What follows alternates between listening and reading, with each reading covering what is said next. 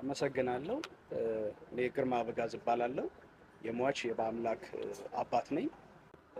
ዛሬ አሁን ለምሳሌ እኔ ደስታ ብቻም ሳይሆን ሀዘንም ጭምር ነው። ምክንያቱም በእናትም ከመፈጸሙ አንጻር በአባትም በህፃንም ከመሆኑ አንጻር ያው ፍርዱም ላይ እንደተመለከታችሁት እጅግ በጣም ራሷን መከላከል የማትችል እናቷን በምርጫ መርጣ ትኖር በነበረች ልጅ ላይ በመተባበር የፈጸሙት ትልቅ ወንጀል ነው።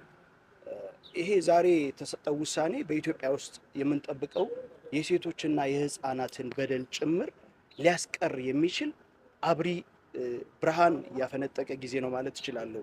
ለብዙዎችም ይሄ ደውል ነው ብዬ አስባለሁ። ምክንያቱም ወላጆችም ጭምር ሌሎችም ጭምር ህብረተሰቡም እንደዚህ አይነት ወንጀልን መልሶ እንዳያስበው እንዳይፈጽም እንደዚህ አይነት ቅጣቶች አስተማሪ ናቸው፣ እጅግም አስፈላጊ ናቸው።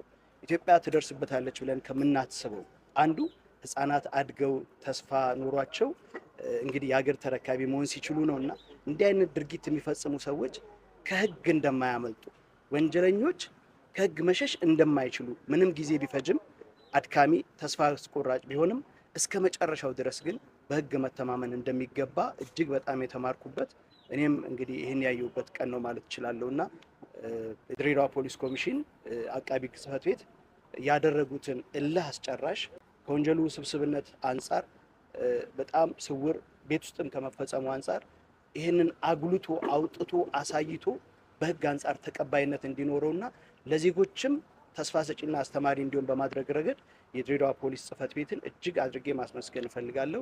የአቃቢ ህግ ጽሕፈት ቤትን ሌሎችንም እንደዚሁ በዚህ ጉዳይ ተባባሪ የነበሩትን በአጠቃላይ ለመላው ኢትዮጵያውያን ይሄ ትልቅ ውጤት ነው ማለት እፈልጋለሁ።